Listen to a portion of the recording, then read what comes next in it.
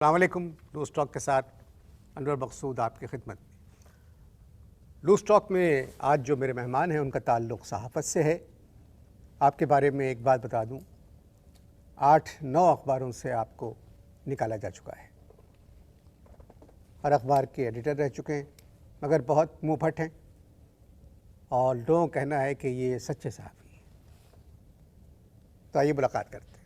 السلام علیکم سر. وعلیکم السلام. آپ کا تعلق صحافت سے ہے؟ صحافت سے تھا.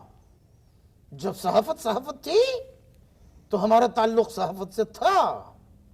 جب سے صحافت بن گئی, ہم نے دور سے صحافت کو دیکھا اور کہا گڈ بائے. کیا بن گئی صحافت؟ جب سے صحافت بن گئی تو ہم نے دور سے صحافت کو کہا گڈ بائے. سر, جہاں تک صحافت کا تعلق ہے, ہمارے وطن عزیز میں بہت بڑے نام ہیں. ہوں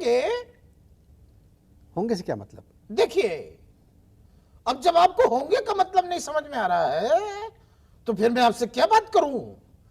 بات یہ ہے کہ آپ میرا انٹرویو اگر چاہیں تو پشتو میں کر لیں, مجھے پشتو بھی آتی ہے. حالات کے ساتھ سب کچھ بدل جاتا ہے سر. صحافت بھی بدل گئی.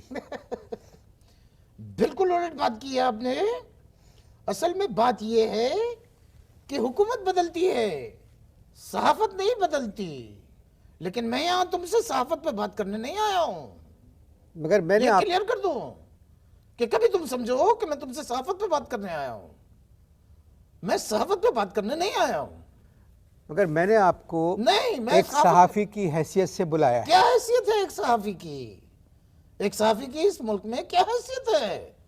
اگر کوئی سچی خبر لگا دو تو اخبار کا مالک جو ہے ٹھڈے مار کے باہر نکال دیتا ہے, اور کبھی کبھی نوکری سے چھٹی کر دیتا ہے اور بقایا جات بھی نہیں دیتا.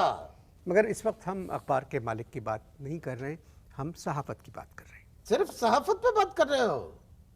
دیکھو, اگر صحافت میں سے اخبار کے مالک کو نکال دو تو کیا بچتا ہے؟ جواب دو, کیا بچتا ہے؟ خالی انڈا, اور انڈے کا مطلب ہے زیرو, اور zero is equal to nothing. Sir, کبھی کسی اخبار کے مالک سے جھگڑا ہوا؟ یہ لو, کسی اخبار کے مالک سے, ہر اخبار کے مالک سے.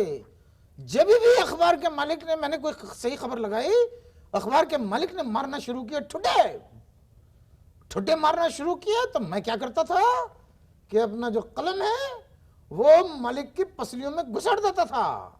پھر مالک کو قلم کی طاقت کا اندازہ ہوتا تھا.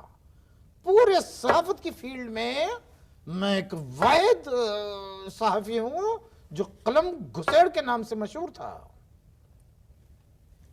اس طرح کے جھگڑے کی نوبت کب اور کیوں پیش آتی؟ سوال بہت اچھا ہے, اس کا جواب بھی بڑا اچھا ہے. اس کا جواب یہ ہے کہ جب ہم جا کے کمرے میں بیٹھتے تھے دفتر میں تو بلاوا آ جاتا تھا, چپڑاسی آ کے کہتا تھا چلیے آپ کو مالک نے بلایا ہے. تو میں یہ کہتا تھا بے کیوں بلایا ہے؟ میں صحافی ہوں, کوئی ڈانسر نہیں ہوں کہ جب مرضی ہے بلا لو. میں نہیں جاتا تھا. آپ ملازم تھے, آپ کو جانا چاہیے تھا. صحافی کسی کا ملازم نہیں ہوتا. سر, آپ کس زمانے کی بات کر رہے ہیں؟ ہر زمانے کی بات کر رہے ہیں. بتاؤ, ہر اخبار کا مالک ہم کو بلا کے کہتا ہے کہ ہر حکومت کی تعریف کرو. ہم نے کہا ہم سے نہیں ہوتی ہے, خود کرو. اور اگر تم کو زیادہ تعریف کرنے کا شوق ہے تو ایک اخبار نکالو جس کا نام رکھو ڈیلی تعریف. کم از کم جس اخبار کا ایڈیٹر میں ہوں اسے تو بخش دو. تو وہ کیا کرتے تھے؟ وہ مجھے نہیں بخشتے تھے. تو آپ نے بھی تو خود کو نہیں بدلا سر. جب ہم کو ہمارا باپ نہیں بدل سکا تو ہم اپنے آپ کو کیسے بدلتے؟ اور کس بات پہ جھگڑا ہوتا تھا؟ ایک تو اس بات پہ جھگڑا ہوتا تھا کہ تم دیر سے دفتر کیوں آتے ہو. ہم نے کہا جب دیر سے جاتے ہیں تو دیر سے آئیں گے. سمجھ میں آئی بات؟ ہم نے ان سے کہا کہ آپ کی طرح اگر جلدی چلے جاتے تو جلدی آ جاتے. تو آپ دیر سے کیوں جاتے تھے دفتر؟ دیر سے کیوں جاتے تھے دفتر؟ دیر سے کیوں جاتے تھے؟ رات 3 بجے تک بیٹھ کے کام کرتے تھے. جب 3 بجے ایک آدمی جائے گا تو صبح جلدی کیسے آئے گا؟ نہیں تو کیسے جاتے تھے؟ کس طرح بس سے لٹک کے جاتے تھے, 1 گھنٹا بس میں لگتا تھا. دفتر والوں کی گاڑی نہیں تھی کوئی؟ دفتر میں کوئی گاڑی نہیں تھی. ہم نے ان سے کہا ہم کو گاڑی دیجئے, کہنے لگے گاڑی چاہیے تو تم ایک کام کرو کہ نئی گاڑی خرید لو, ہم ایڈوانس دے دیں گے اور ہر مہینے تمہاری تنخواہ سے کاٹیں گے. ہم نے کہا دیکھیے ہماری تنخواہ پہلے ہی بہت قلیل ہے, اگر اس میں سے بھی کٹ گیا تو پھر بیوی ہم کو کاٹیں گی. اس کٹوتی کی وجہ سے ہم نے گاڑی نہیں لی. اور دوسری بات یہ ہے کہ ہم کو اب تک گاڑی چلانا بھی نہیں آتی ہے. آخری مرتبہ جھگڑا کب ہوا؟ آخری مرتبہ جھگڑا ہم نے ایک کالم لکھا, کالم کے بعد ہم نے اینڈ میں فیض صاحب کا ایک شعر لکھ دیا, شیخ صاحب سے رسم راہ نہ کی, شکر ہے زندگی تباہ نہ کی. ہمیں الگ لے گئے اور کہنے لگے شیخ صاحب کے بارے میں لکھتے ہو, تم جانتے نہیں کہ شیخ صاحب وزیر ہیں اور ہمارے محسن بھی ہیں. میں نے کہا یہ وہ انفارمیشن والے شیخ نہیں ہیں, یہ شیخ اردو شاعری کے شیخ ہیں. ہمیں گرا دیا دفتر میں, کمرہ لاک کیا اور ہم کو مارے ٹھٹے. اب وہیں پہ قلم پڑا ہوا تھا, ہم نے وہ قلم اٹھایا اور ان کی پسلیوں میں گھسیڑ دیا. بس صاحب اس کے بعد سے نوکری نہیں کی, کیونکہ انہوں نے ہر اخبار کے مالک کو ایک فیکس کر دیا کہ اس کو کوئی بھی اپنے دفتر میں مت رکھنا, یہ مالک کی پسلی میں قلم گھسیڑ دیتا ہے. وقت ہوا ہے اشتہاروں کا.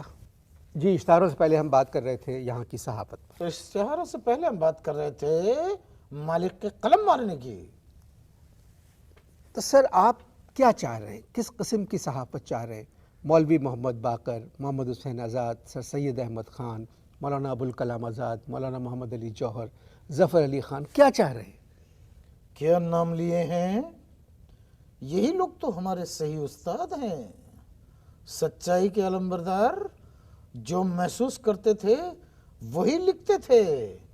ہمارے مالک کو دیکھو, ایک دن کمرے میں آئے اور آ کے کہنے لگے کہ وزیر اعظم جو ہے وہ ہمارے اخبار کا دورہ کر رہے ہیں, اور مجھ سے کہنے لگے کہ آپ کمرے سے باہر مت آئیے گا. میں نے کہا کیوں؟ کہنے لگے آپ کو پسینہ بہت آتا ہے.